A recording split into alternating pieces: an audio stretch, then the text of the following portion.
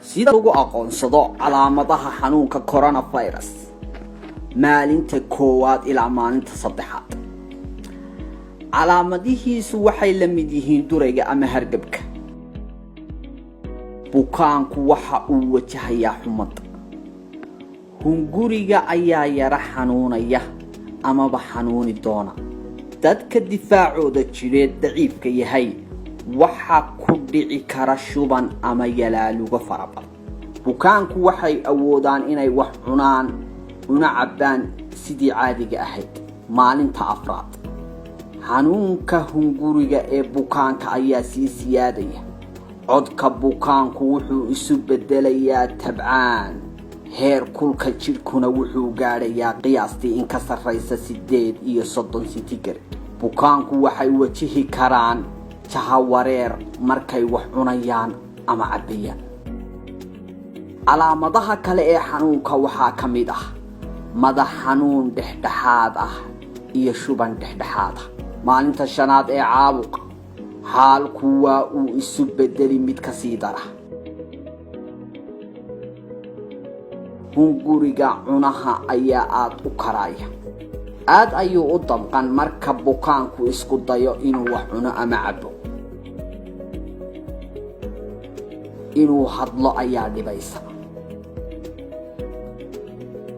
wuxuu dareemi xanuun marka uu dhaqdhaqaaqo ama dhaqaajiyo qaybo ka mid ah jirkiisa. daciif ayuu ka noqonayaa jirka intiisa badan iyo kala baxyada ama kala goosyada jirka.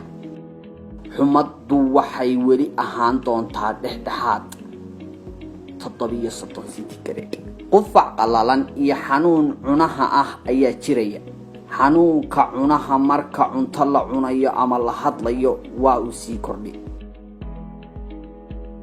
waxa la dareemi daal iyo yalaaluga ka sii dartay.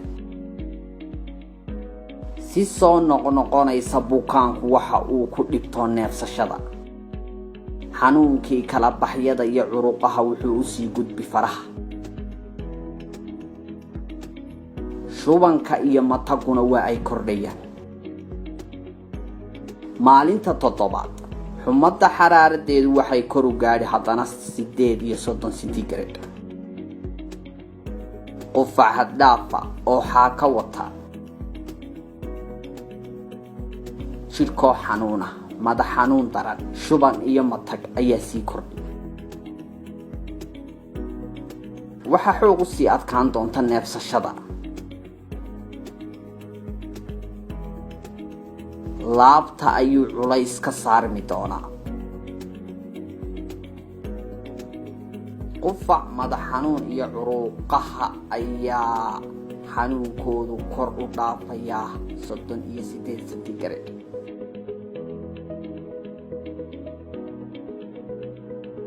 maalinta sagaalaad calaamadaha aynu soo sheegnay oo dhani way ka sii darayaan.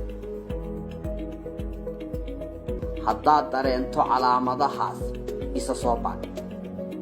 calaamadaha digniinta ay xaaladda degdega ah ee coronavirus ama COVID-19. neefsashada oo ku dhibta, laabta oo ku xanuunta, bushmaha oo midab doorsooma ama wejiga.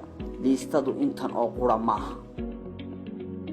haddaad isku aragto 3 calaamadood marka horeba xumad, qufac iyo neefsashada oo ku dhibaysa degdeg u raadso kaalmo caafimaad.